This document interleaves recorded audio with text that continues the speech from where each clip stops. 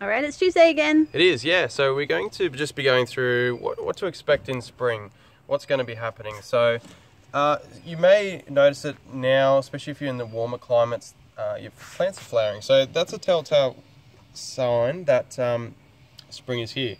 So you can choose to leave them on, enjoy them. Some of them look really pretty, the different colours that they come in, or you can snip them off like I'm doing on this red edge at the moment. So but we tend to snip them off because we don't want the plant to be putting energy into the flowering. We'd rather put energy into growing, but also hopefully developing pups as well. So now's coming into a good time to fertilise as well. You can just use like a blood and bone or dynamic lifter. I like the blood and bone just because sometimes the dynamic lifter, especially if you get it directly on the plants, can sometimes burn. So the safer option I find is blood and bone. You can use slow release or controlled release fertilizers.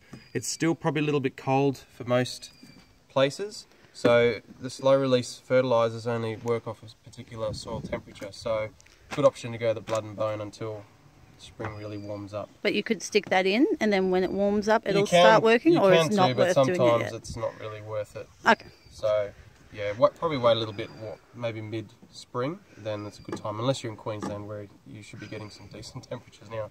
Jealous.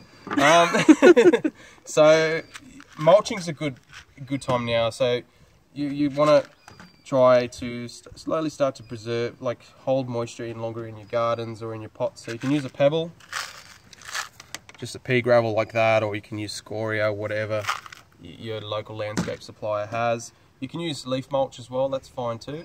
It'll actually break down and provide nutrients too, which is really cool.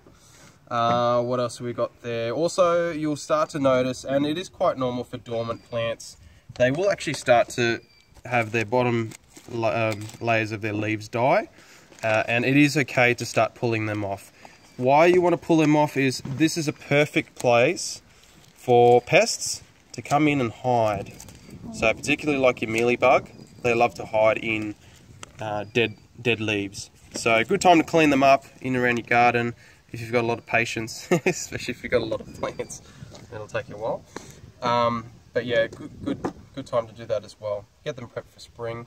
Watering, still hold off on the watering a bit, probably once every couple of weeks, and then once they really start to take off with their growing, you should be able to notice because they do pack them on quite quickly.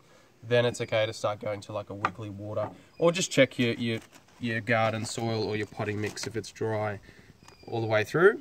Then it's okay to water. So it's a good time. We're expecting some warmer days later in the week here in Mudgee, and I'm excited.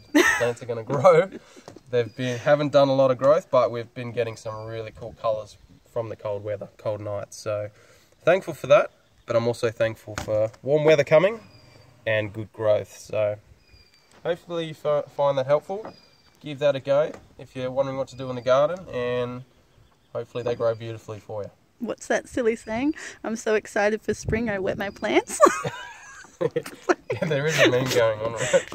It's been going around for a while, but it is relevant. It's great.